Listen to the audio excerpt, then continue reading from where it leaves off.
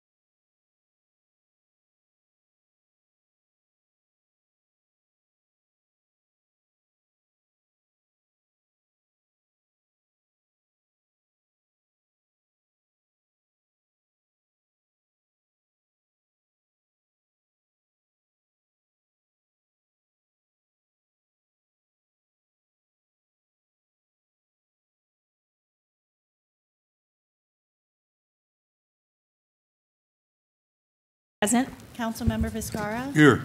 Councilmember Yu is absent. Mayor Pro Tem Chavez. Here. Mayor Bloom. Here. Motion to excuse Councilmember Yu for cause. Second.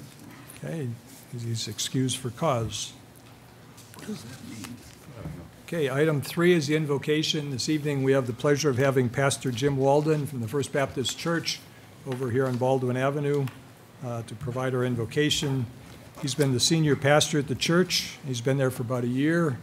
There are 2 other churches that worship on their campus, the Kachin Baptist Church, which is natives from northern Burma with services in Burmese, and the Rock Mountain Baptist Church, a Chinese congregation with services in Mandarin.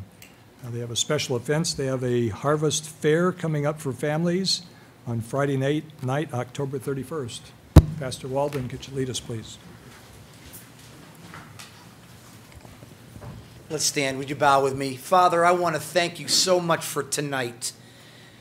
We love you, and we are so grateful for this town that you love. I'm so grateful for this council, each one who serves and gives of their time.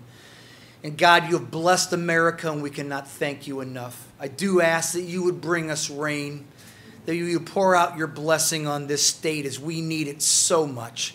Father, that you would give this council wisdom as only you can, and that you would continue to bless America. Father, that you would protect us from those that would want to do harm, and that your glory and your name would be known. So grant this council wisdom. Thank you so much for loving all of us. In Jesus' name we say, amen. Amen. Okay, remain standing. One of our regulars at the council meeting here, Jim, could you lead us in the Pledge of Allegiance, please? I pledge allegiance to the flag of the United States of America and to the republic for which it stands, one nation, under God, indivisible, with liberty and justice for all.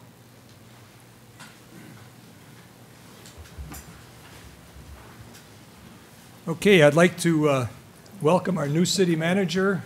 Today's his second day on the job. Brian Cook, I believe your family's here. Are they still here?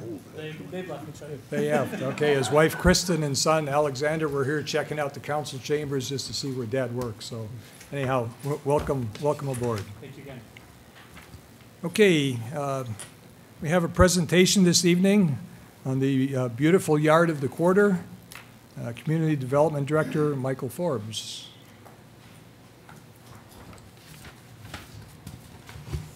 Thank you. Good evening. Just show a couple pictures very quickly for the winner of the Yard of the Quarter for this quarter. And are Mr. and Mrs. Chang in the audience? Oh, good. I'm glad you're able to make it. I'll show a couple pictures and then you can come up and we can give you the sign for your yard. The winner for this quarter is, drumroll, 6101 Camellia Avenue. The owners are Loveland and Keith Chang. Yes. It's located at the corner of Camellia and Garibaldi for anyone who would like to go by and check it out. And just go through the pictures quickly here.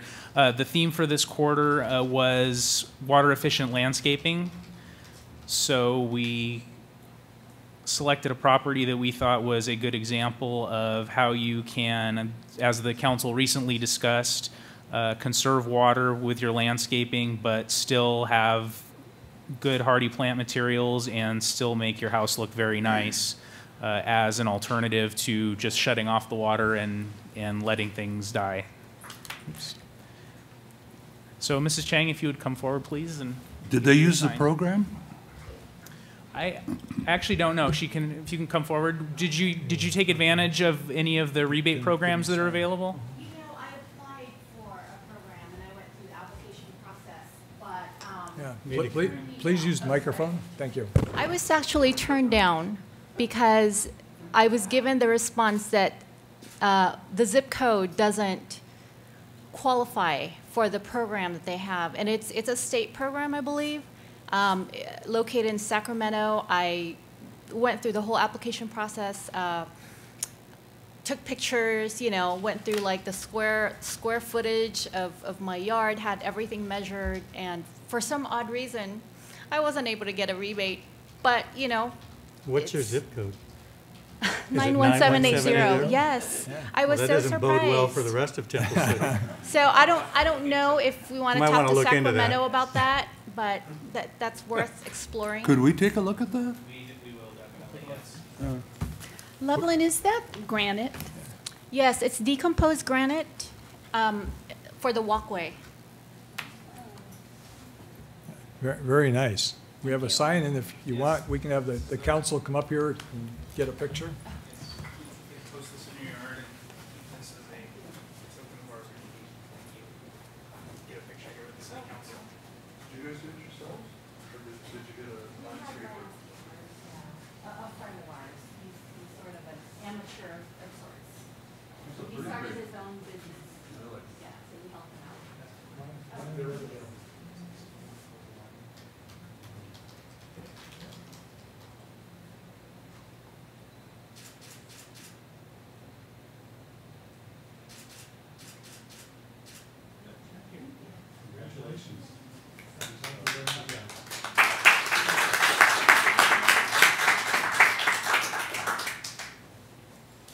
Oh, sorry. See, good things do happen on Camellia. Oh, Well, God. she didn't get the rebate, so there's a camellia drink jinx. You would. All right, we'll now move to item 6 on the agenda, public comments on items not listed on the agenda. I have 4 people lined up to speak here. First of all, be Karen Noyes with the library program.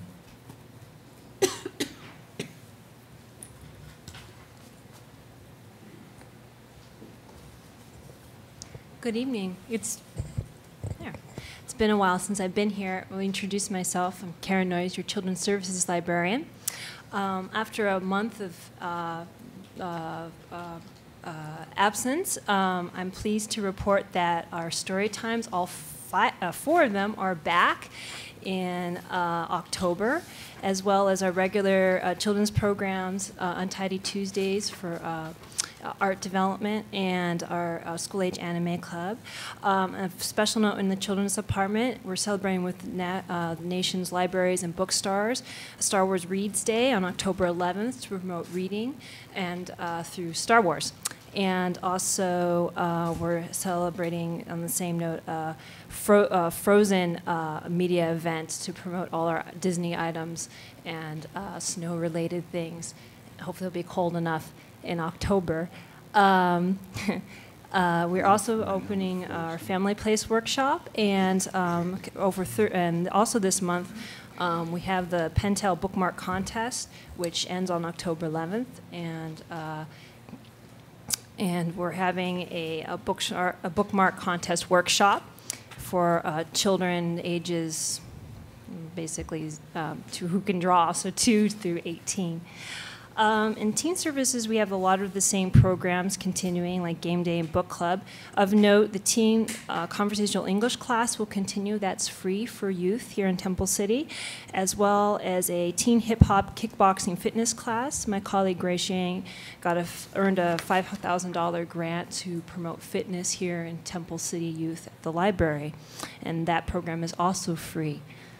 In adult services, we are continuing with our citizenship classes and our Affordable Care Act workshops. We have a free housing law clinic, a social security savvy workshop, and a special workshop on using technology at the library. And that concludes the programs for this month. Question? Ms. Noyes, on the Yes. Affordable Care Act, will you be actually helping people sign up, or are you just giving them information? Yes, well, there's both. There's a person at the table. She can help get resources for people, help them, assist them in signing up. So it's not just the resources. She actually helps you get in contact, because there's many different parts. Great. Thank And you. that's free as well. She's been very helpful and signed many people up in the community already. Oh, good, thank you. Thank you. As with many things in the city here, you have a very busy schedule, so I appreciate I that. love it. Thank you. All right, thank you. Okay, next we have Todd Palmquist from the San Gabriel Valley Consortium of Homelessness.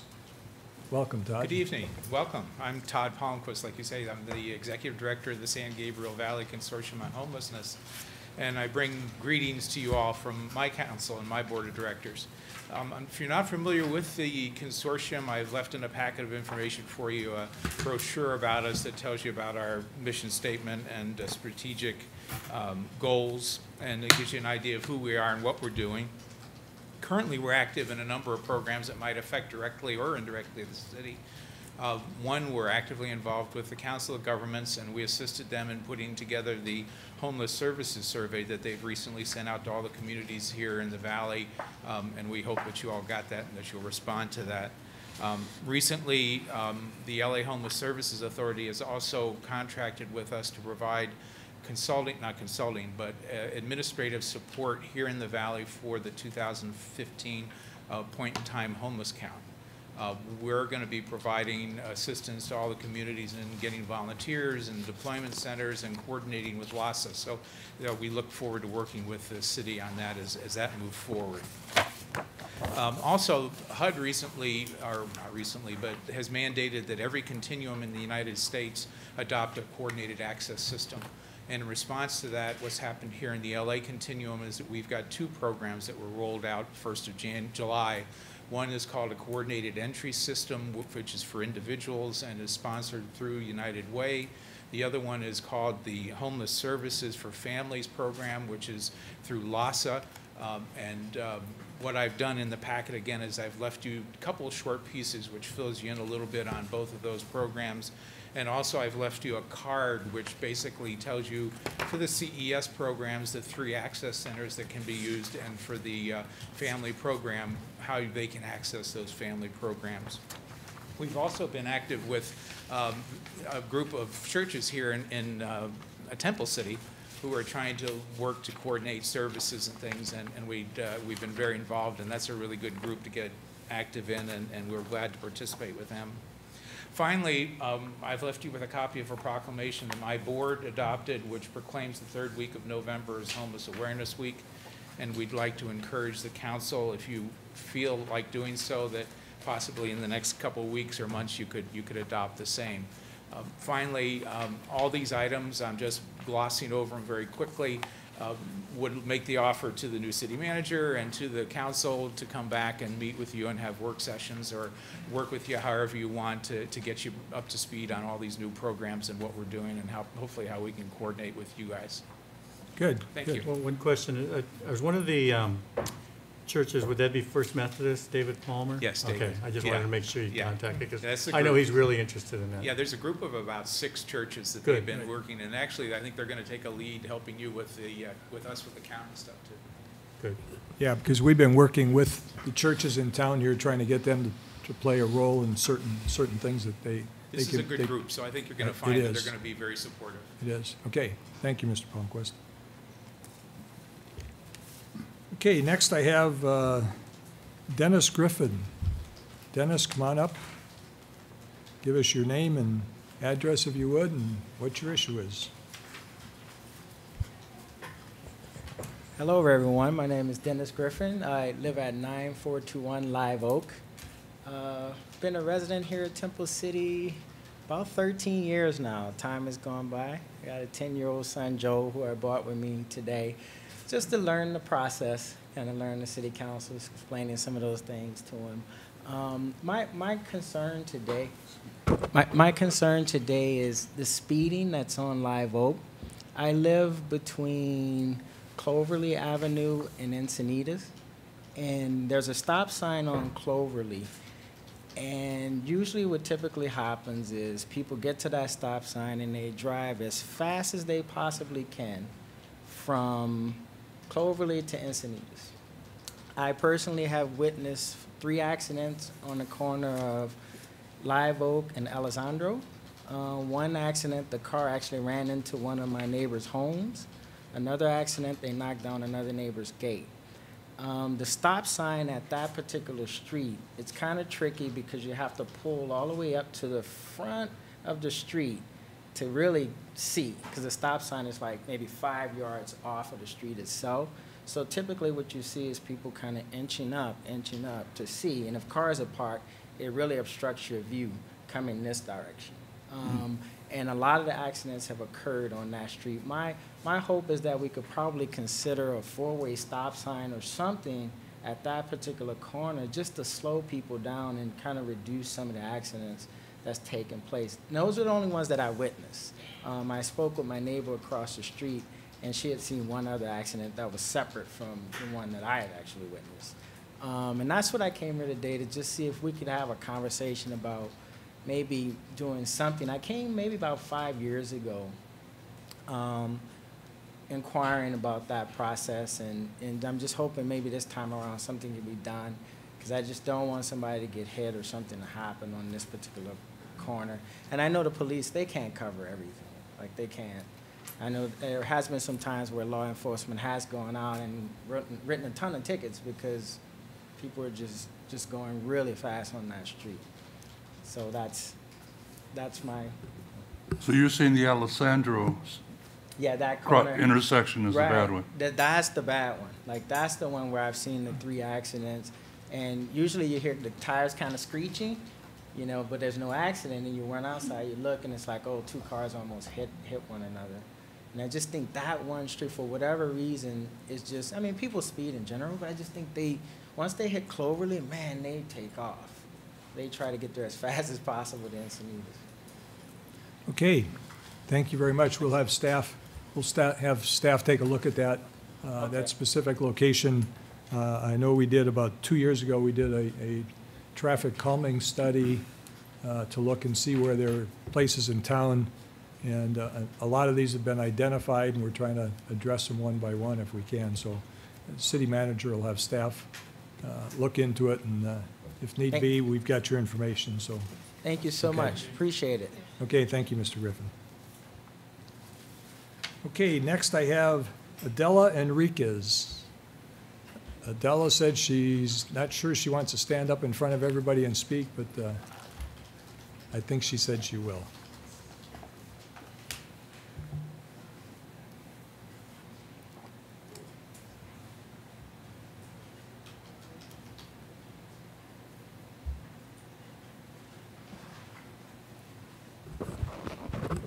Good evening, everybody. Good evening. My question is,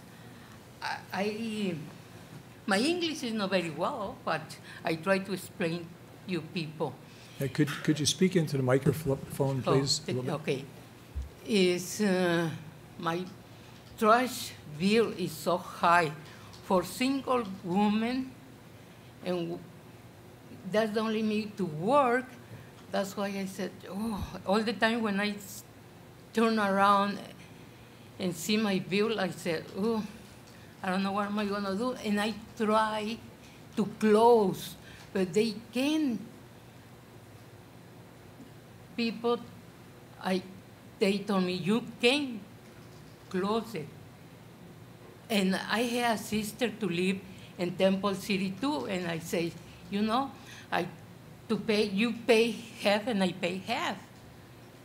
But you know, to pay my bill, they say, no, go to Temple City and you can make a question over there. That's the only way I can do it.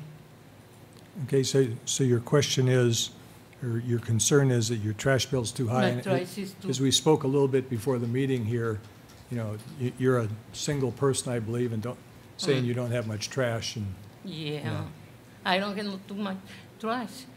Like I said, if I put outside one day a week, it was fine with me.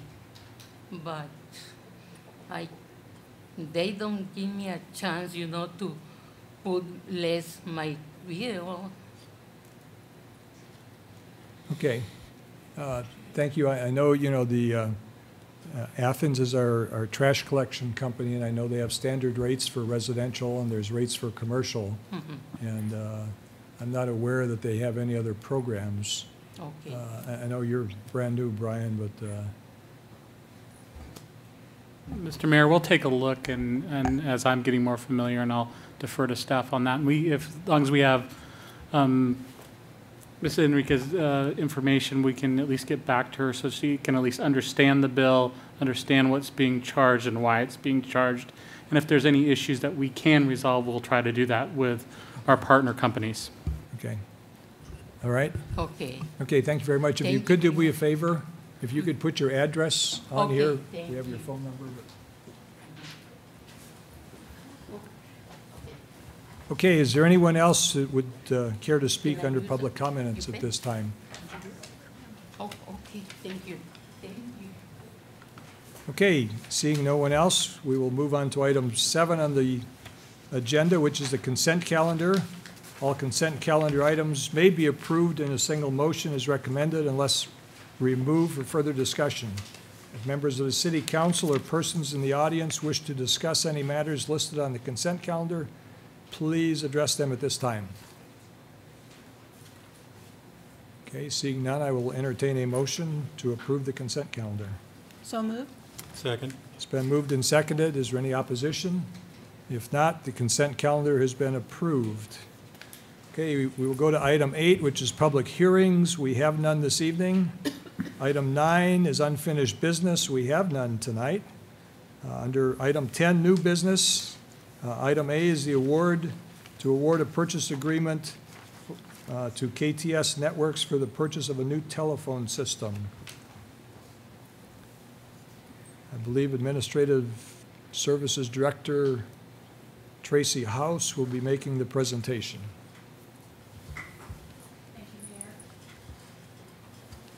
Thank you, Mayor, and good evening, council members. Staff is requesting that the City Council consider the purchase of a new telephone system this evening. Our current telephone system is very old and antiquated, and from all the records I could locate, it looks like we've had this phone system since 1994. And it's an old antiquated PBX system, and basically communications is transferred over old copper lines. And as a result, this old copper communications infrastructure has to be maintained along with our computer system and its data network infrastructure. Further, there is no direct dial feature into any of the city offices or departments, and all calls must be answered by an office assistant who acts as a traditional receptionist in City Hall. So the new proposed telephone system has an internet protocol, which means it transmits the voice data using the existing data network infrastructure system. So there will be no longer any need to continue to maintain 2 data communication systems, which will be a cost savings to the city. This system is completely portable. In other words, it's like disconnecting and reconnecting computers in the data network system. The system can be basically unplugged and plugged back in.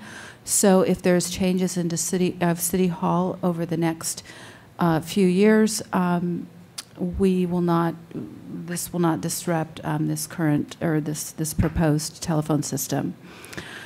We proposing this also because this will be better utilizations of current staff resources with the efficiency with direct dialing and not having to answer every telephone call.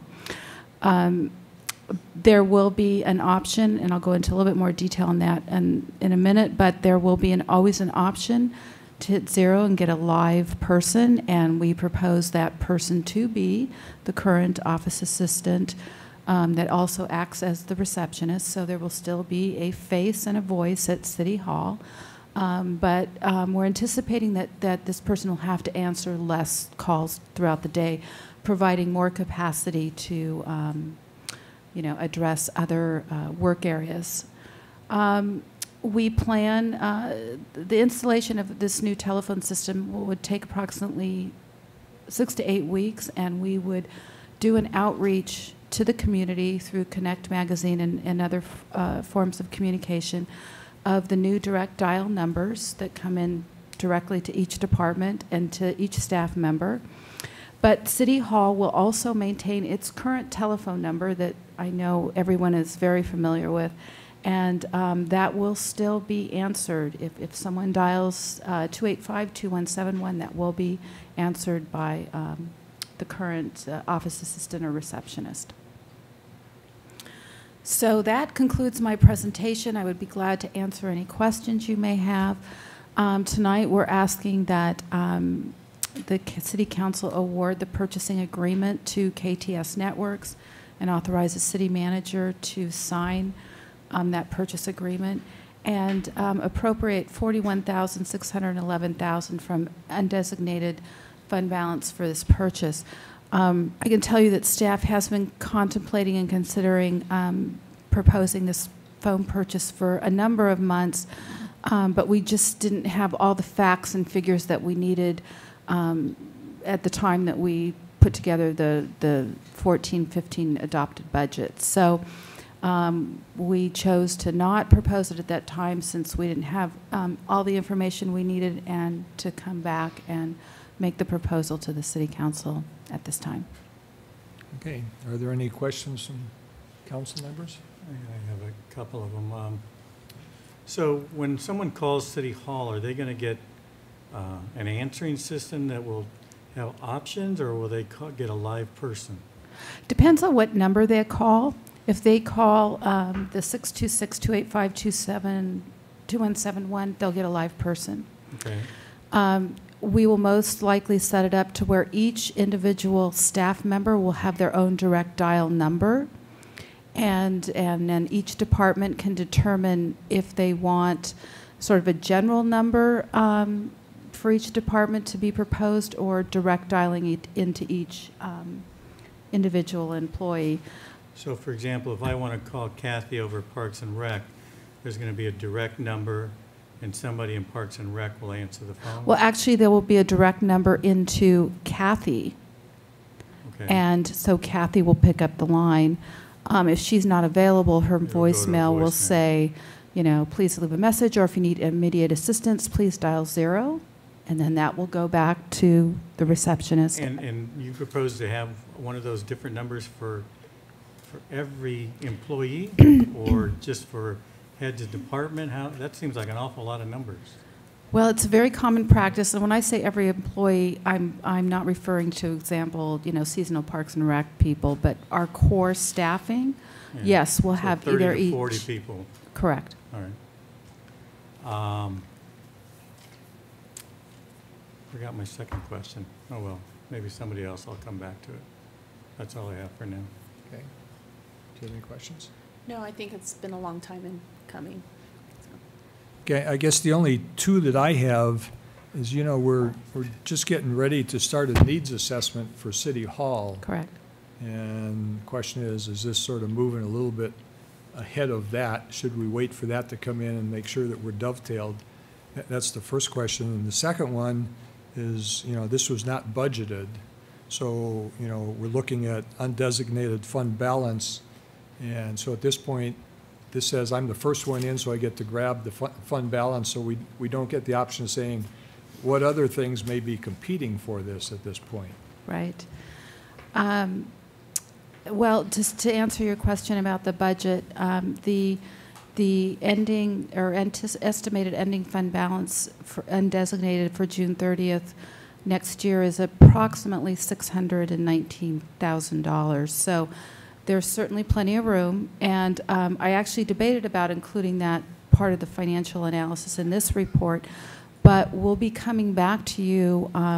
We come back to you on a quarterly basis with financial status updates, and then any budget amendments or adjustments that we need, that we may have at that time. And at that time, each quarter, I go back and do a sort of a history of this type of actions that's been taken over the last quarter, and then realign and report and realign on where we are in our fund balance. So there's certainly plenty of capacity, and I wouldn't have come forth and recommended it accordingly. And I did discuss with our interim city manager who just left about that particular analysis, and recommended I just come back on the first quarter financial status with, you know, the update of where we are on undesignated fund balance. But again, we had approximately $619,000 estimated. So I'm comfortable with this recommendation, and that the resources are available. To answer your first question, you know, it's kind of 6 to 1, half a dozen the other.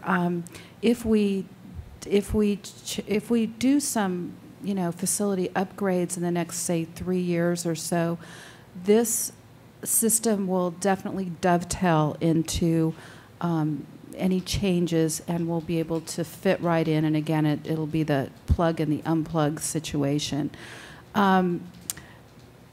You know, at that time, we may want to look at some upgrades, possibly to the phone system, which we probably could do.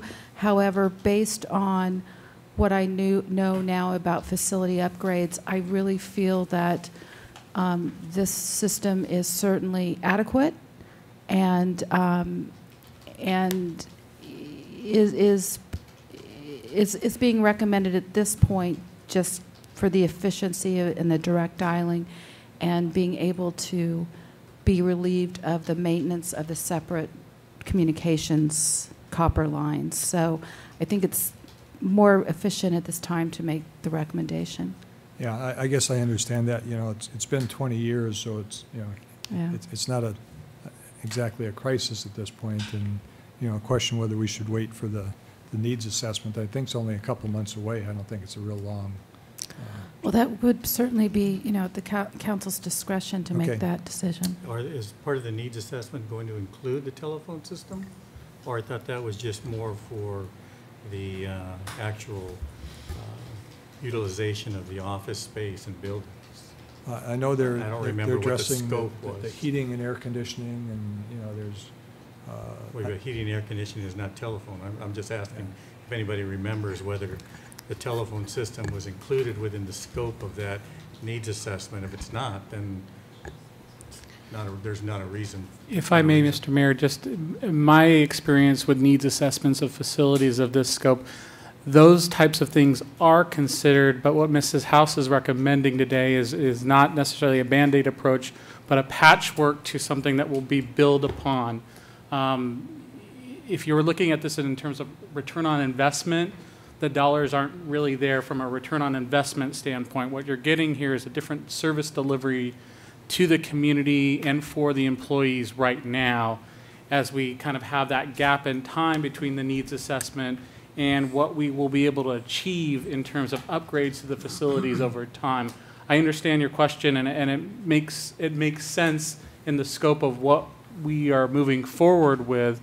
But looking at what this system provides, and I've had similar systems in different cities that I've worked in too, the level of maintenance that's required on the traditional copper wire PBX systems is both labor intensive and time intensive. It's not really conducive. One thing we'll get is something called unified messaging. Unified messaging means I get a voicemail at City Hall. I can pull up my iPad right now, look at my email, listen to that message right now. If you're calling me at 7 o'clock, I can get that pretty instantaneously. So there'll be a service efficiency level from a customer service standpoint for our employees and delivering that back to our constituents and our stakeholders out there. So I understand then there's legitimate issues, but if we're looking just from a return on investment standpoint, that's not really there, but it is from a service delivery standpoint. Okay, thank you. Any other questions? Yeah, I remember what I was going to ask. One of the points that you had raised as a reason for replacing it was because this existing phone system's too staff intensive, meaning that somebody's got to answer the phones. Every single line, every Right. single call.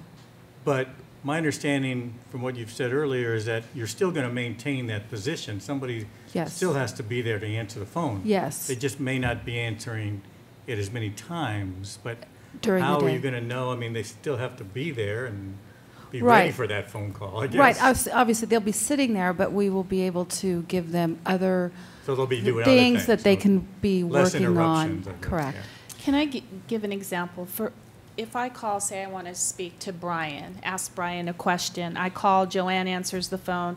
I say, may I please speak to Brian Howarth.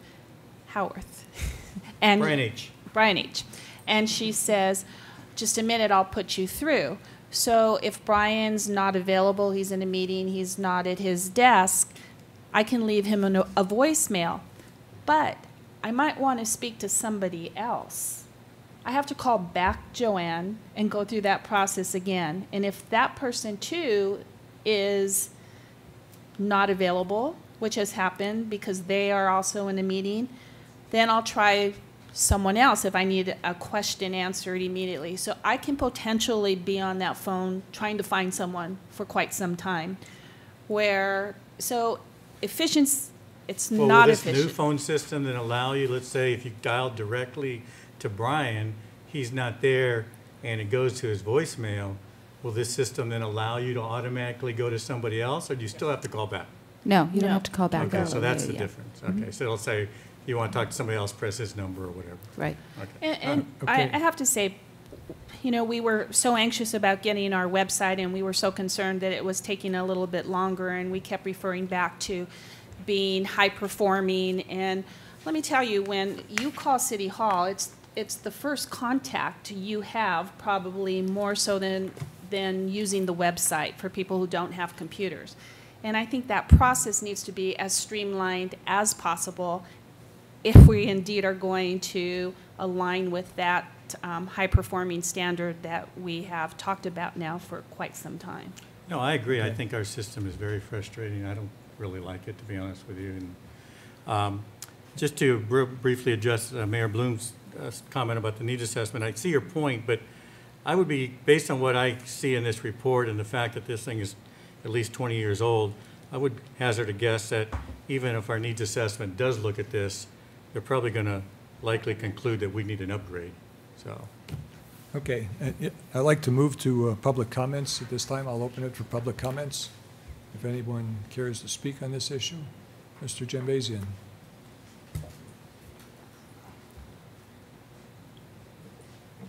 Good evening, Mayor, council members. My name is Jerry Jambazian. I just have a couple questions. Does this include Live Oak also, Yes, it includes all the city facilities. including this building too? Mhm, yes. Okay, great. Do you know what the maintenance cost is per year?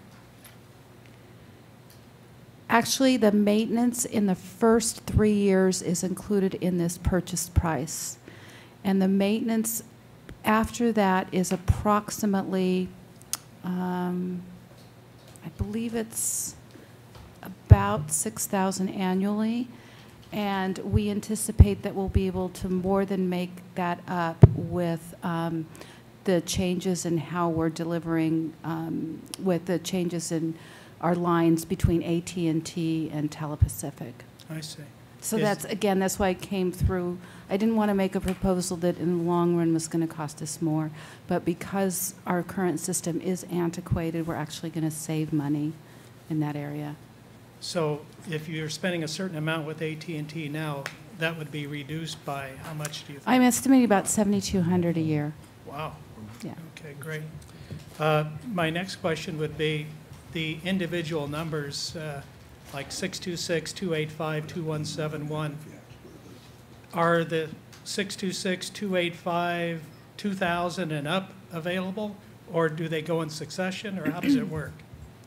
We don't, well, yes, we will have a block of numbers available to us. What they will be at this time, I don't know, and they most likely will be somewhat different. It'll probably be 626, could be even 286, or some other prefix. So- But then there will be a block of numbers. So we will plan to advertise, or to roll this out and communicate this, with all the new numbers by department, and in some cases directly into, respective staff members.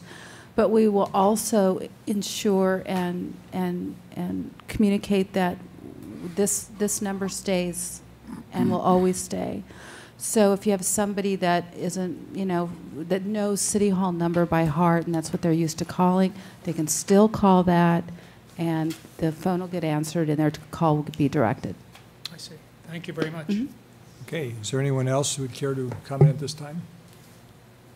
Okay, if not, I'll close public comments. Are there any council comments? Go ahead, Mr. I don't have it. Okay. Councilor Sternquist, no? I just want to make sure, and I think you've said it, that we're still going to have a live person. We're not going to be caught up in all these, push, dial 1 or 2 or thing. That's Yes. very frustrating at times. I understand. I experienced that myself. And I think a lot of our people would like to talk to a human being. So And I agree, we'll and, still and have some that. people A nice may human very being. well want to still do nice- that. A nice That's human being. Well, great. Joanne's a nice human being, so, and Millie, all of them, all the people. We'll I know. ensure that. And we'll be monitoring, obviously, how the phone system is rolled out and how it's first working, and we'll address any problems or, things that you just mentioned, just like that, and ensure that they're straightened out. Okay, if there are no other comments, I'll entertain a motion. I'll make a motion to award the purchase to KTS Networks for the purchase of a new telephone system. Purchase agreement. Okay? Second. You want to do the other, There's a whole bunch the of other them. two? Not to exceed. Not to exceed $41,610.12. And 2, to authorize the city manager to finalize and execute the purchase agreement with KTS Networks. And 3, appropriate $41,611 from the undesignated fund balance to account number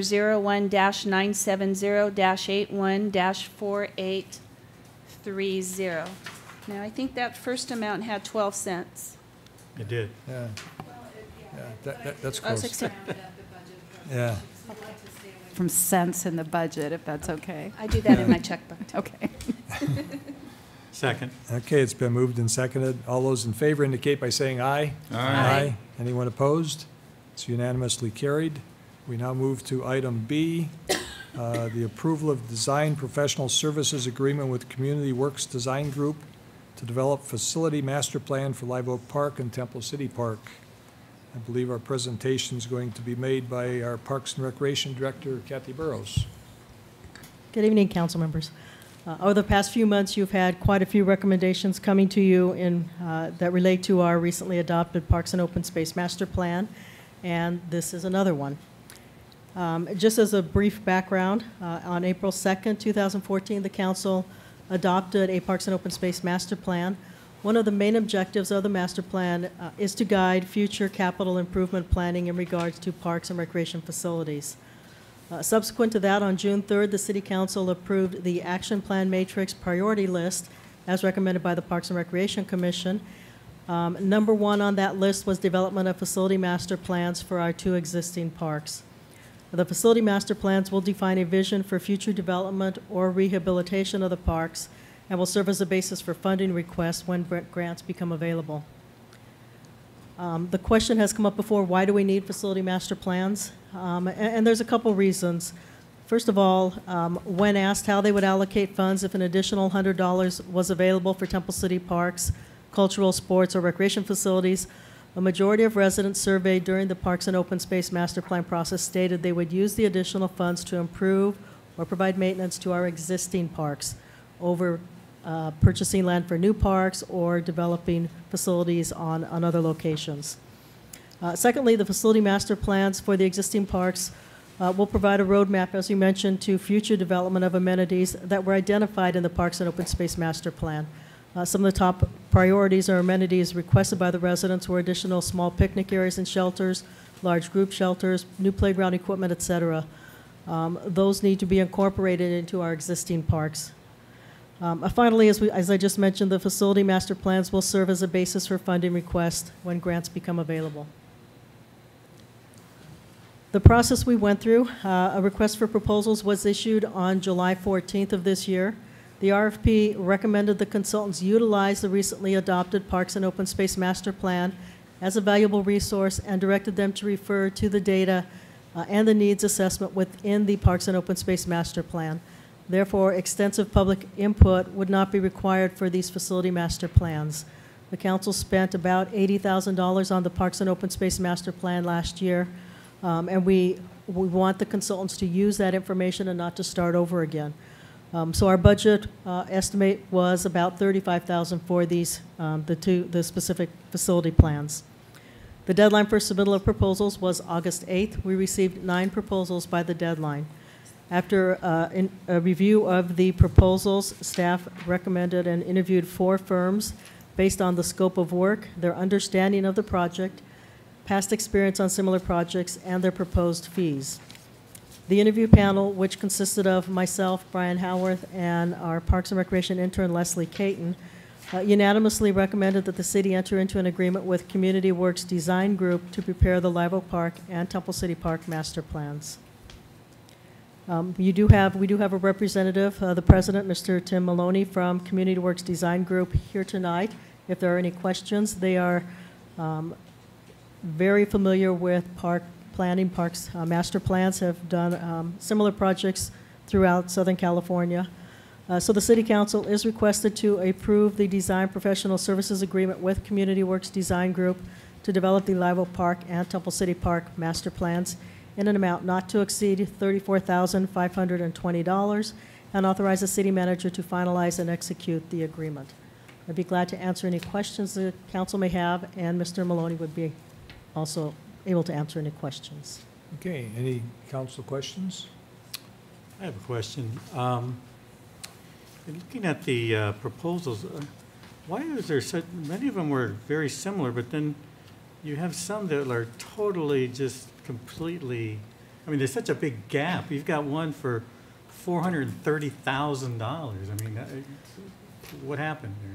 Well, I will tell you that the probably at least 4, if not 5 of the firms, probably 4 of the firms that submitted proposals pretty much exclusively do park planning.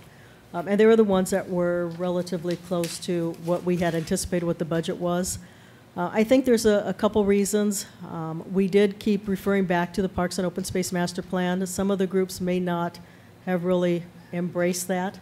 I will tell you that one of the consultants well, the 2 main ones that were extremely high are not really park planners. They do a lot of other types of work. One of them, Banner Construction, does more construction management. So in that regard, they had a lot of subcontractors that they were working with, and the number of hours that they were proposing between all their contractors and their staff was well over 2,000 hours. That is extremely high for this type of master plan. The other ones were right around 150, 200 hours. And so there was, I think, a little bit of maybe uncertainty on their part, but I was a little bit surprised with some of the costs that came in, and my first instinct, and I reread all their proposals, was that they were relying, but they were basically starting from scratch and doing a lot more than we were really asking for in this process. They were wanting to start from first thing. And we already had a lot of this stuff already exactly. done. And we specifically don't want that because we don't want someone to come up now and say something completely opposite of what the master plan came up and said. We obviously want to look at those types of things, but we don't want to start over again with our master plan process. Now, in looking at the scope of services, I'm assuming that part of their work or what they will be doing is especially for Live Oak Park, is to look at the use of the fields. For example, the baseball fields, you know, how they're configured, and make recommendations, perhaps, and maybe either changing them or modifying them or improving them, whatever. Absolutely. Will they then, in doing that, will they then have the opportunity to speak with the various organizations and youth leagues that use that and get their input into that? Is there a mechanism to perhaps make sure that that happens? Yeah, yes, and actually Community Works Design Group is still recommending a few public meetings. Our initial intent was that we would have more smaller focus group meetings with individuals and groups that would be heavily impacted. The sports groups would be one. We're still trying to get together a group of our Tai Chi people that are in both parks to address their needs, their wants and needs. And so those are the types of meetings that we expect to come out of this to develop some strong recommendations for, you know, the next 20 years for your two parks, existing parks. So now would be the time for those organizations or groups to step forward. Exactly. And be aware of the fact that we're doing this and put their 2 cents in, if they want to give them the opportunity. Exactly, and we did request and recommend and urge them to attend the meetings with the Parks and Open Space Master Plan. Unfortunately, there was not a heavy involvement by the sports organizations at that time. Well, all you can do is invite them, and we've done our job. So as long as we let them know that opportunity is available. Thank you. Okay, are there any other questions from council members? If not, I'll open it for public comments. Anybody in the audience? Hearing, seeing none, I will close public comments. Council comments. Councilmember Bhaskara. Councilmember Sternquist. Mayor Pro Tem. Okay, with that, I will entertain a motion. Mayor Bloom, I would make a motion that to approve a design professional service agreement with Community Work Design Group to develop the Live Oak Park and Temple City Park master plans per attachment A in an amount not to exceed $34,530, and authorize the city manager to finalize and execute the design professional services agreement with Community Works Design Group. Okay, could I have a second? Go ahead. Second. Okay, it's been moved and seconded. All those in favor indicate by saying aye. Aye. Aye. Aye. Is anyone opposed? Okay, it's unanimously approved. Mr. Maloney, welcome to helping us redo our parks, and look forward to a great job. Okay, thank you. We'll now move to item C, 10C. It's the installation of school zone crosswalks and multi-way stop controls at the intersection of Grand Avenue and Daleview Avenue. Okay. Good evening. Can you hear me okay? Okay. My name is Melissa Demirci, and I'm with Transtech, and we provide traffic and engineering consulting support to the city. Tonight I'm going to be summarizing a study on the analysis of a stop control and crosswalk in the west leg on Grand Avenue and Daleview. I'm sure you are all aware that Temple City is currently implementing the traffic improvements per the Safe Route to School project. And as part of the project, staff has completed a traffic analysis evaluating the installation of a stop control and a school crosswalk on Grand Avenue and Daleview Avenue. Briefly, I wanted to just give you a vicinity map of where exactly the intersection is. You can see that Clemenson Elementary School is approximately 500 feet north of the Grand Avenue, Daleview Avenue intersection, and you also have Freer Street to the north, which is an all-way stop control. Here's some further characteristics about the streets. Daleview Avenue is 25 miles per hour and approximately 624 vehicles per day, while Grand Avenue is 30 miles per hour and carries approximately 1,949 vehicles per day.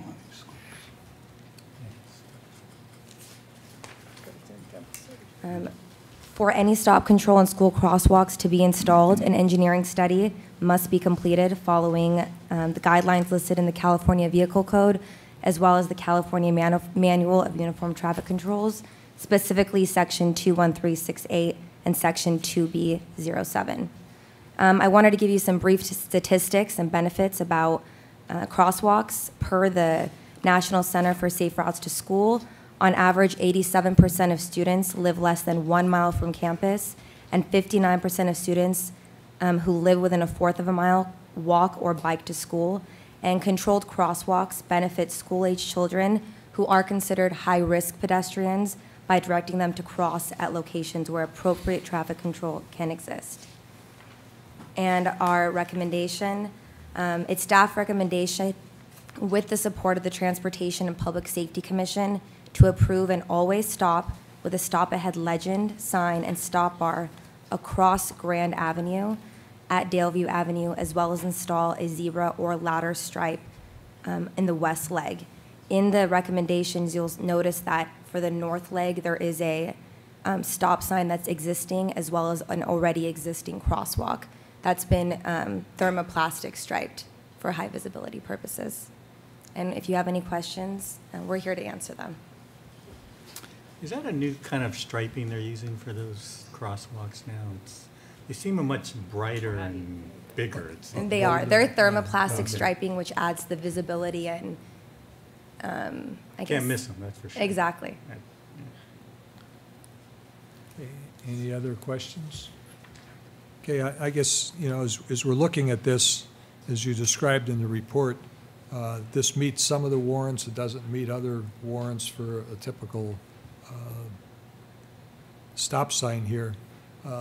You did mention briefly, and I did want to bring to everyone's attention, you know, the traffic calming study that we did, and we got our report in November of 2012.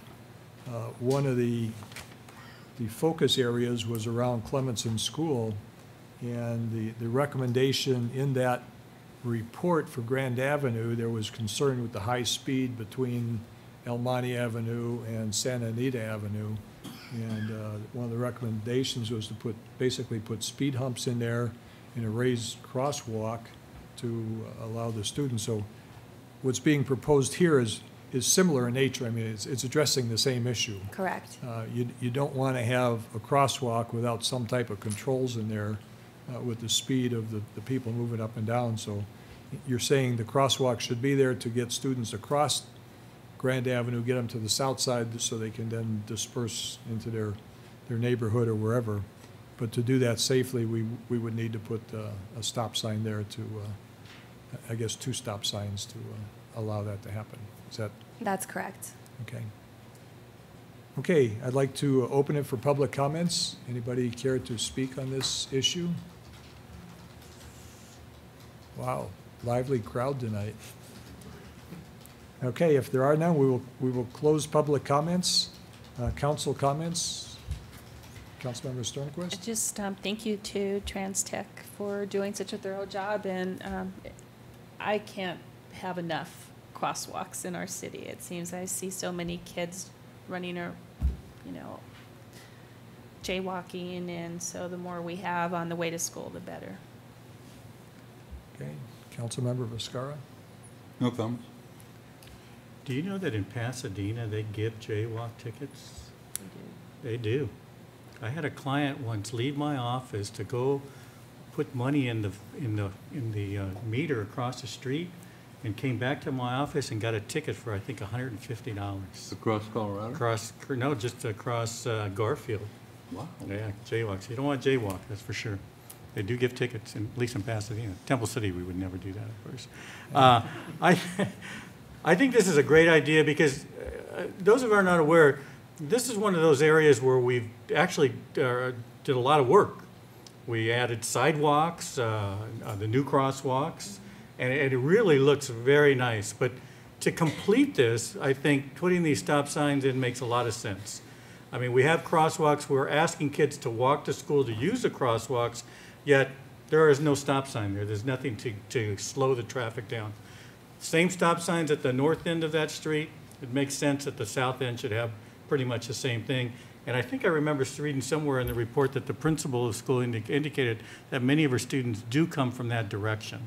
And so obviously it makes a lot of sense to have that. So I think it's a good idea, and I think it'll help to really calm the traffic there and for the safety of the kids who are walking and riding their bikes to school. So that's all. Okay, yeah, I wanted to compliment TransTech for doing the twofer on this one, not just the safe routes to school, but looking at the traffic calming issues. As we've talked, I mean, as we go forward, we want to do that. There's a number of things we're trying to do at the same time. Let's not do one, come back a year later and do another one and do another one. So let's sort of combine them all as we've done some repaving, as we've done the striping and the stuff. So thank you for bringing that to us. And I agree. I think this is another step to completing that safe routes to schools issue. So with that, I'll entertain a motion.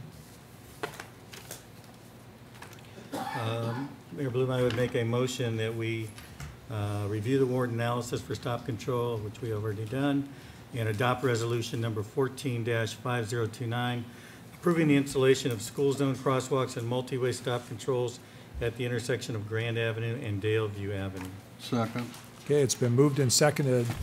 All those in favor indicate by saying aye. Aye. Aye. Is anyone opposed? No one's opposed. This issue has been approved.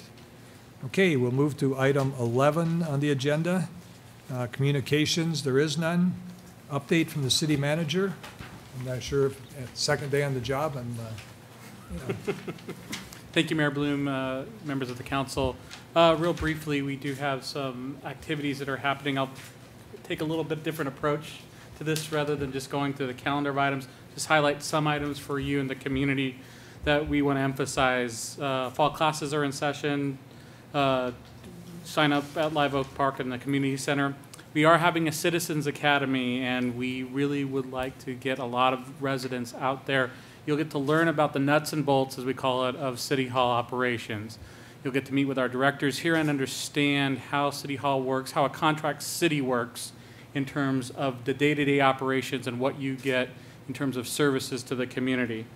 A couple other quick items is the Metro fares have changed. And the base fare is going up from $1.50 to $1.75, and that includes now 2-hour transfers. We at the city will be dealing with and coming back to you on some issues related to the bus passes that we sell and the level of the subsidy and what we can afford to do at a later date, and some additional analysis that Ms. Burrows and team will be doing related to that. And we are having a youth engagement conference. The event is October 23rd at the Civic Center. It's going to feature a lot of different civic leaders and people to engage the community, both with a sense of civic pride, but also civic engagement. And lastly, thank you again for this appointment. And it's a pleasure and a privilege to work for all of you, the community, and the staff. And day 2 and moving on to day 3. Okay, very good. Can I ask Brian a question? Go ahead.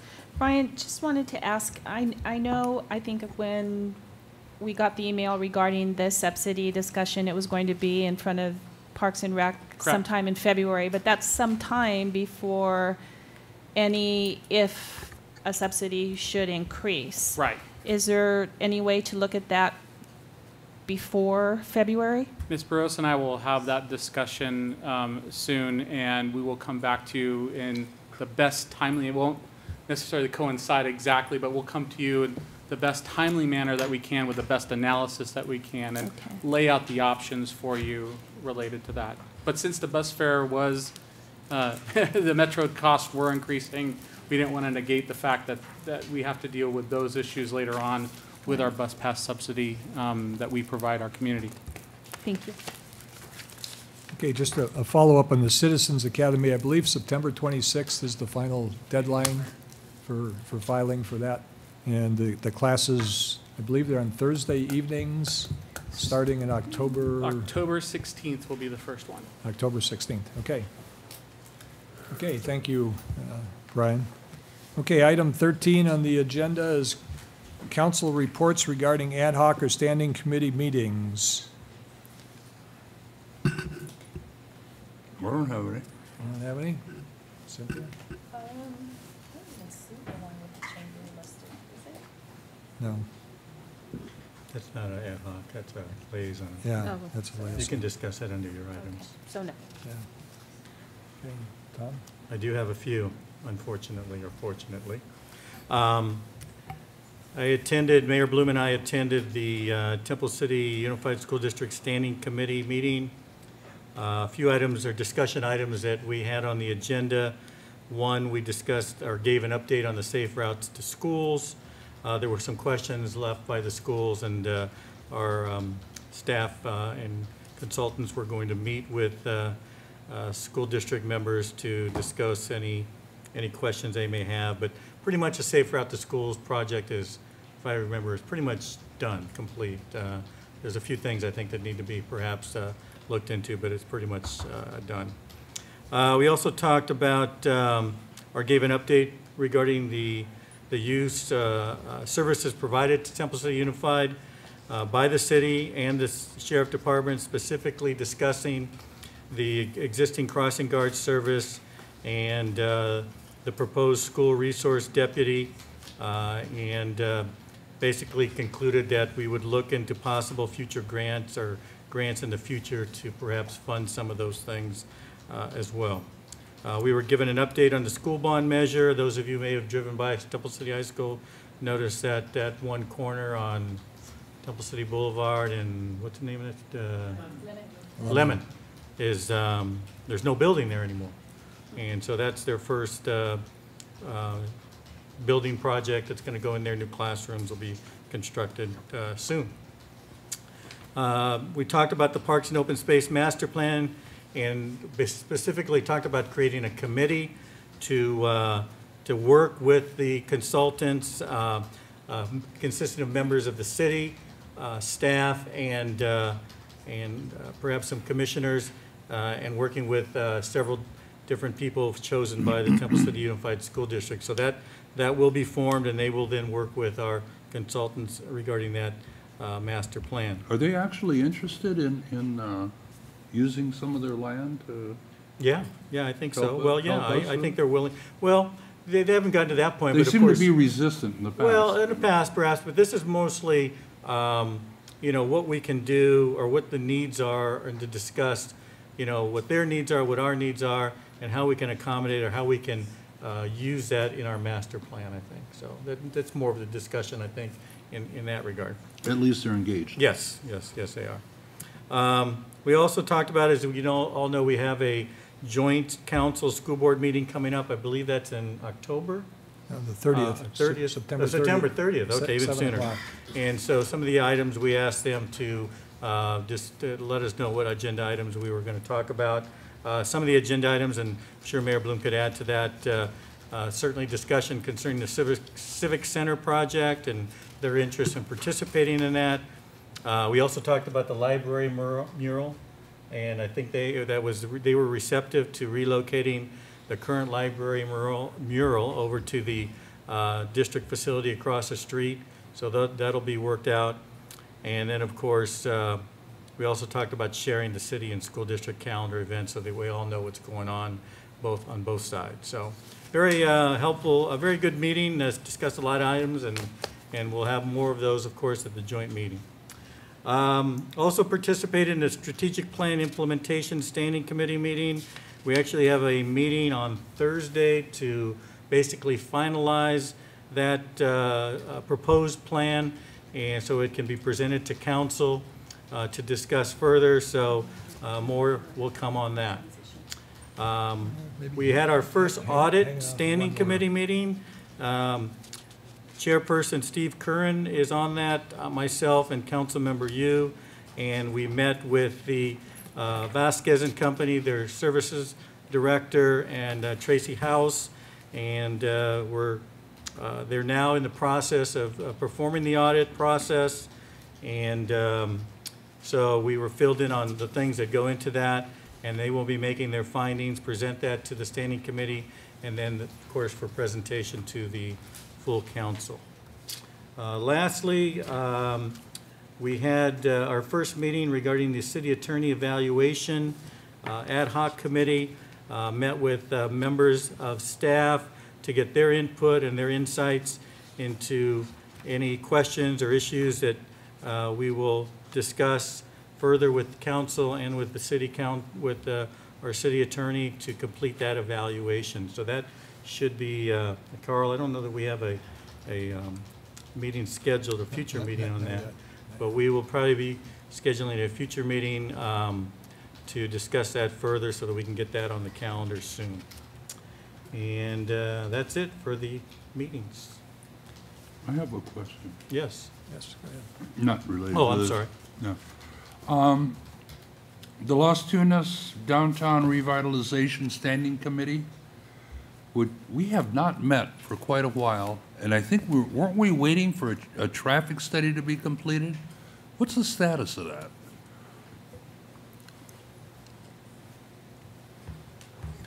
We have a standing committee meeting scheduled for the afternoon of the 26th, I believe, next Friday at 4 p.m. That Friday, what a surprise. Should have made it onto your calendar. Jesus. The traffic study we have. That's what I've been talking about. Yeah, okay, go ahead.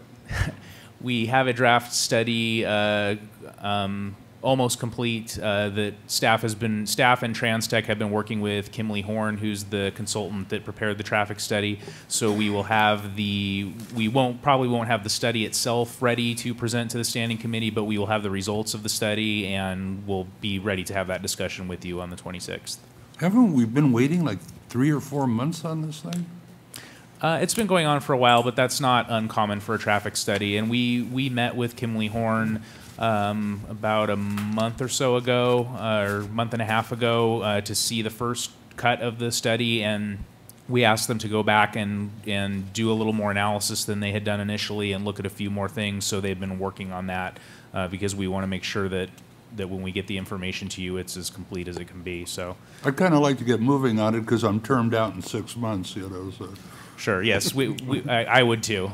So we will be after the standing committee meeting. Our intent was to, pending direction from the standing committee, our intent is to bring something back for the entire council to look at in October, pending direction from the committee. Thank you. Okay, I've got 2 of them. The Rosemead Boulevard Standing Committee met last Friday. We were hoping that would be our last meeting. We're not quite there yet. Considerable discussion on, I'm sure the community knows there's some plants out there that look like they may be dead weeds. Dead weeds, okay. They're really not. Anyhow, we had discussion what to do with those, so we'll be coming back with some, our staff's looking at some options at this point, what to do with that. I have a suggestion. Take them out. Well, that's one of the options, and the question is, what do you replace them with, and, you know, what's the cost of all Talk to that? this lady who won the award. Yeah, maybe Yeah, she'll give us all right. All right, the second one, we're looking at, you know, what are some of the loose ends, what are some of the adjustments that we may need? Our budget, we've used just about the whole budget, so whether there's some additional things that we want to do, possibly coming back to the council with a recommendation for some funding to do those, we're looking at those, hopefully wrapping this up with one more meeting and finishing this project. The other meeting we had, we put together last meeting a city manager transition ad hoc. It was Councilwoman Sternquist and myself. We met with interim city manager Don Penman on the 9th of this month and talked about the transition. He had been talking to Brian, so we just wanted to make sure that the transition was going well. Don, Mr. Penman did a good job of, I think, briefing Brian on the issues, and I know you guys have had lunch a couple times, a couple of weeks ago, and communicating with that. So the transition seems to be going quite well. We'll keep this one alive, maybe for one more meeting in case anything comes up, and then we can dispense with that. Okay, item 14, council item separate from the city manager's regular agenda. Councilmember Sternquist. Well, I have a few this evening. First of all, I'm happy to report, I don't know happy, but happy to report on my mosquito endeavors, because I haven't done so in a little bit. But there is a new Australian mosquito that is now present in North America. It was actually found in Monterey Park, and it has the nickname of the Aussie Mozzie. And it actually hitchhiked from Australia here. I hope not with Did our that didn't come back Australian with our kids, students, did it? right? Okay. But We had, it you know, was- the Australian kids are coming this week, Oh, goodness. so we hope they don't bring any more with them. But it was about the same time frame, I must say. And this mosquito is similar to the Asian tiger mosquito in that it bites during the day. And this mosquito is found in the edges of containers versus in the water pool itself. So if you clean out your water dishes or plant containers, be sure to just kind of run your finger through the ridge, and that'll get rid of them. Say that? You'll get bitten. No, you're not going to get bitten. It's usually the larva that's Oh, there. okay. So they have short flight spans, and they have little black markings on them if you're out looking for them. But they haven't been found to be lethal to humans, but they do transmit heartworm into animals, so that is a concern. So if you see your dog acting a little bit unusual, it might be best just to go ahead and take them to the vet and see if that could be possibly heartworm. I attended the League of California Cities conference along with Councilmember Chavez, and one of the most interesting sessions that I went to had to do with retirement of city managers, interestingly enough. And basically what they were saying is that in the next 5 to 10 years, there are going to be a lot of retirements from city managers. And it's going to provide a less experienced staff for cities. So quite a few cities have gotten together to collaborate and provide training for employees that are not city managers but are aspiring to be city managers. And ICMA has wonderful training opportunities and a mentorship program for anyone who is interested in becoming a city manager in the future. They actually, the speaker basically said for a cup of Starbucks coffee, you can get yourself a mentor for an hour and a half from ICMA, who is a city manager that belongs to this coalition of those helping to provide younger employees with future opportunities as city managers. And they will be your mentor. So you can call and get hooked up with a city manager that belongs to this group, and they can mentor you, and it seems like a wonderful program. So if you're interested, call ICMA. They have a list, and I'm sure, Brian, you're probably familiar with this program. And let's see, one of the things that was really interesting about this whole topic is they were saying that in the past, city managers came from a myriad of different types of professions and didn't necessarily always have to work in a city or have public administration backgrounds. But now it seems that the younger city managers are all coming from public administration. And they are looking at their roles as city managers much differently than the older city managers who are now getting ready to retire. So it's very interesting. There's all this information at ICMA. You can Google it and look. So I just wanted to share that for anyone who's out there interested in becoming a city manager. Let's see, I attended the Homestead Museum, the Workman Temple Homestead Museum last weekend, and it was for Foothill Transit. I am the liaison for that group. And Foothill Transit received the Green Award for being out trying to go as green as possible and for having the first electric bus in service in North America. And that was really nice to be in a place that is so close to our own city, actually. And let's see, one last thing was I just wanted to ask if we could possibly have a dial-a-ride update. I think it's been past 60 days, and I know that was one of the things we said we didn't want to go too far before we saw how the service was being implemented. So possibly maybe the first meeting in November or second, if we could, Kathy, if that would give you enough time. And I think that's it. Okay. Councilmember Escarra? Yeah, just one little item. Today's the start of the 3-foot buffer zone Oh, the bikes. for bikes. So I'd just like to remind everybody that that's now a law, and you've got to keep a safe distance from bicyclists as you drive along.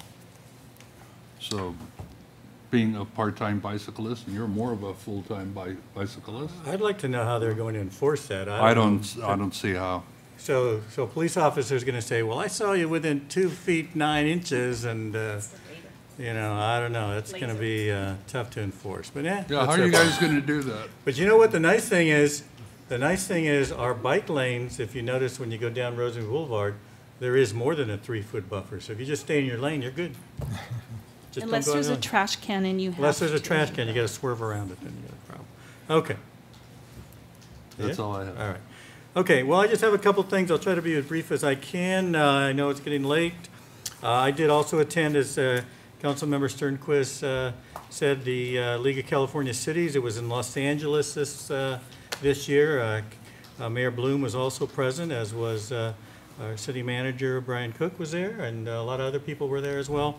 Peggy was there. Peggy took a class. So we had a lot of people attended, and it was a very good conference. I thought a lot of good breakouts. I don't know if that was the same one I attended. Was it on the city managers? The one I attended was called Next Generation Managers: What Every Council Member Should Know. Was it the first one, or was it later?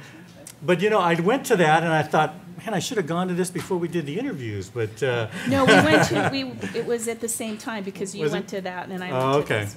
But it was very. The nice thing about it is everything that they said about what we should look for in a city manager. I don't want to pound ourselves on the back, but I think we did it this time. It's one of those things where everything they were saying, what we should be looking for, and what is out there. I think we pretty much hit it. So that was encouraging. Just a really couple of quick statistics. In 1971. 71% of city managers were under the age of 40, and only 27% had advanced degrees. In 2012, only 11% are under the age of 40, which means they're getting older or we're hiring older, and 65% have advanced degrees. So quite a change. The so-called Generation X, is where they're mostly coming from, in the 35 to 49 years of age. And so, like I said, there were a lot of good tips about how to attract a good city manager. I think we followed that to a T almost. I think we went a few extra steps. Yeah, we probably did go a few extra steps. So the couple of things that they talked about, of course, were, make sure the city manager is committed to the organization, challenges the status quo, encourages a friendly work environment, all those things that I think we'll see happening around here. So anyway, it was good to know that we were doing what we were supposed to be doing. We always have a keynote speaker. This year it was a Michael Pritchard. I don't know if anybody knows Michael Pritchard. He looked familiar to me, but I think he acts.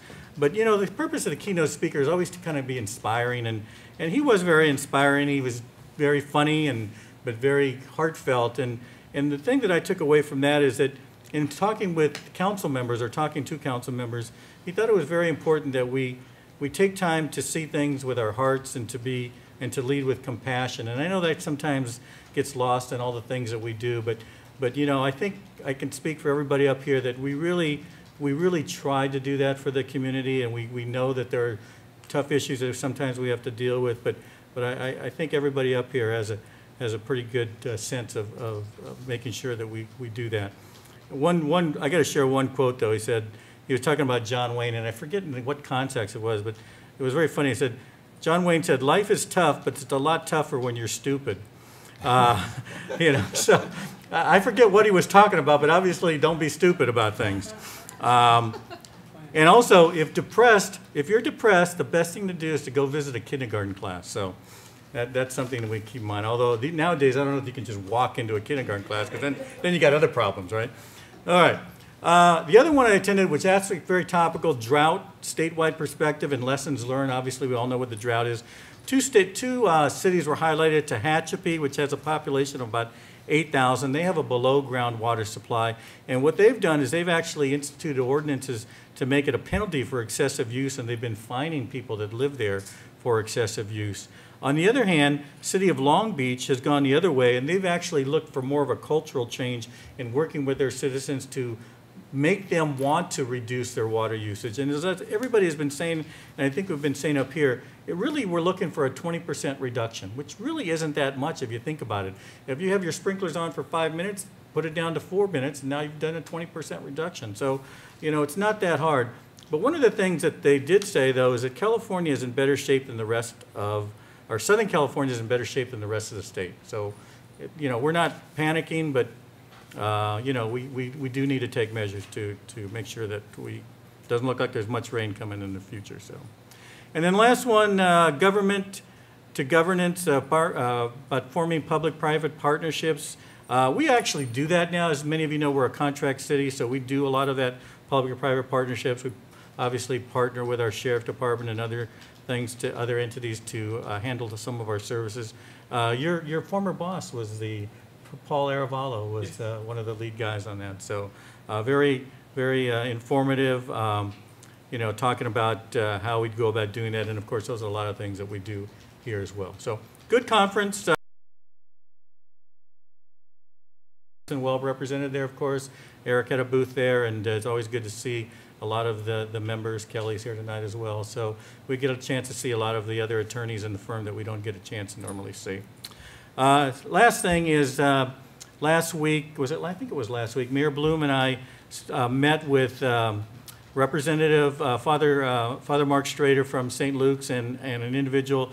You may recall that we had looked at the bingo issue and their request to look into remote caller bingo.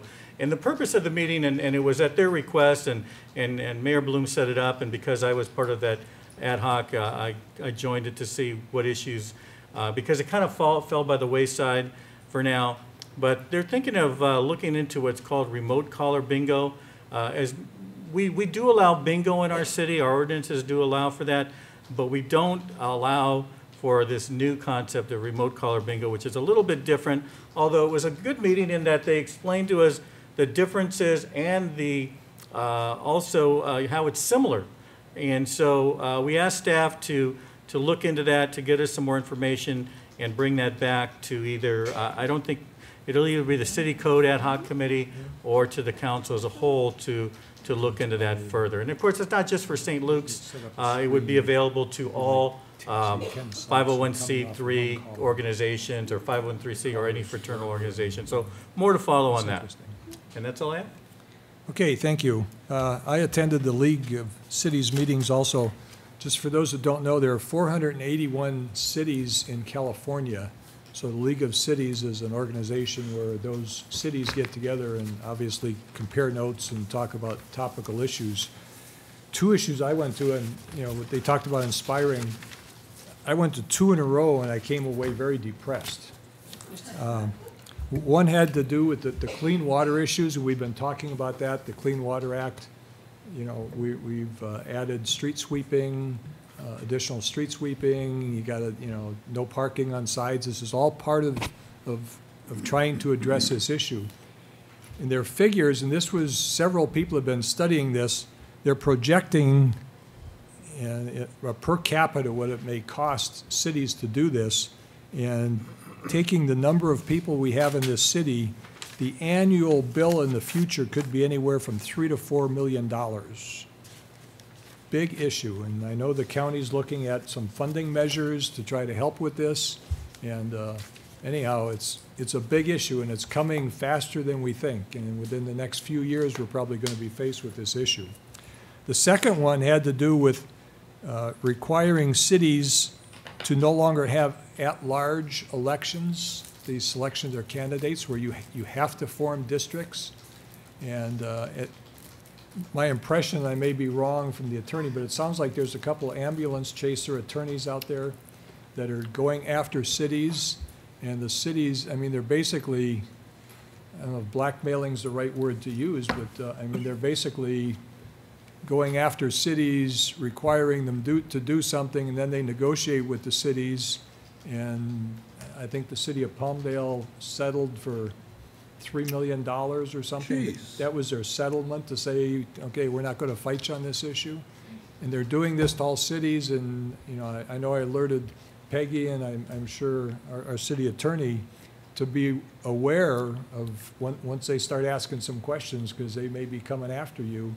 And all they're doing is running up a bill and then sending it to you. And the way the laws are set up right now, they can do that, and you're stuck.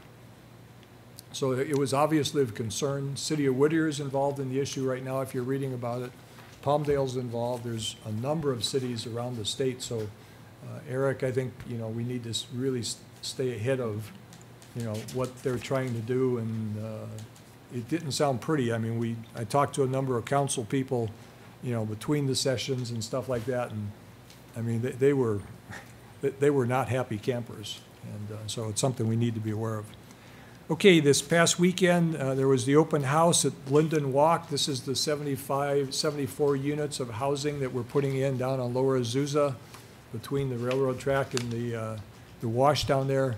I mean, really nice. Those of you that had the opportunity to go down there and look at them, I mean, the model homes were really nice. And I mean, this thing's really moving along quite well. And anybody who went down there should be very pleased. I think it's going to be a great addition to our city. The last two things we already touched upon. Next Tuesday, we're having a joint meeting. The council's having a joint meeting with the Chamber of Commerce Board of Directors. And then the following Tuesday, we're having a joint meeting with the Temple City Unified School District Board of Directors. And that's basically, there's a lot of new members on the Chamber's board. So, you know, we have a new city manager, so it's sort of one of these, let's all get together since we're all significant players in town. We held off on these meetings until Brian got on board so we could have him in on the discussions. Same with the Temple City Unified School District. There's 2 new board members there that we haven't met with. There's a new superintendent over there. We've got a new city manager, so just an opportunity for us to get down and, you know, just build that working relationship that we have. Okay, we'll move to item 15 on the agenda, reimbursement of expenses to city officials. There is none. We will now recess to the successor agency to the Temple City Community Redevelopment Agency meeting. I'd like to call that meeting to order. Can we have the roll call, please? Agency Member Sternquist. Present. Agency Member Vizcarra. Here. Agency Member Yu is absent. Vice Chair Chavez. Here. Chairman Bloom. Here. The consent calendar, all consent calendar items may be approved in a single motion. Do we need to excuse Councilmember Yu? Yeah, you can. Make a motion to excuse Councilmember Yu. Okay, it's been moved and seconded to excuse him. He's so excused. Okay, I'll entertain a motion to approve the consent calendar. Motion to approve. Okay, is there a second? Second. Okay, all those in favor indicate by saying aye. Aye. Aye. Consent calendar is approved. We go to unfinished business. There is none. New business, there is none. Communication, there is none. Public comments. Anybody care to comment on the successor agency? If not, I will close public comments. An update from the executive director and agency council. I believe there is none.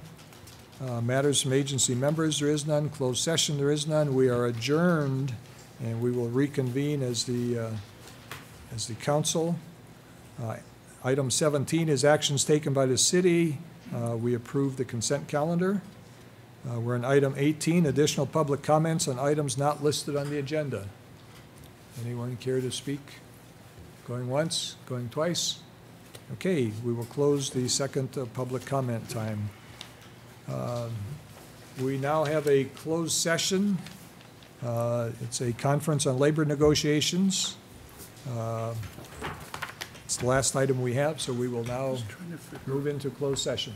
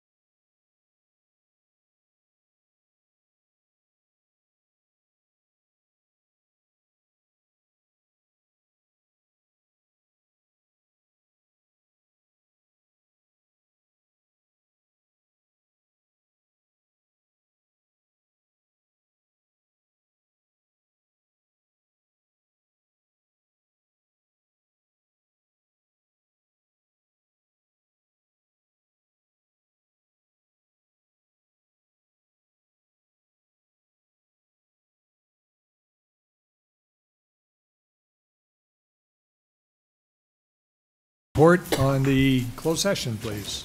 Mayor, it'd be my pleasure. City Council met in closed session. We had one item, conference with labor negotiator. Council received an update. There was no other reportable action, and Councilmember Chavez recused himself, did not participate on the basis of the advice of the city attorney of a potential conflict of interest. That concludes my report. Thank you. Okay, thank you. I believe we are now adjourned.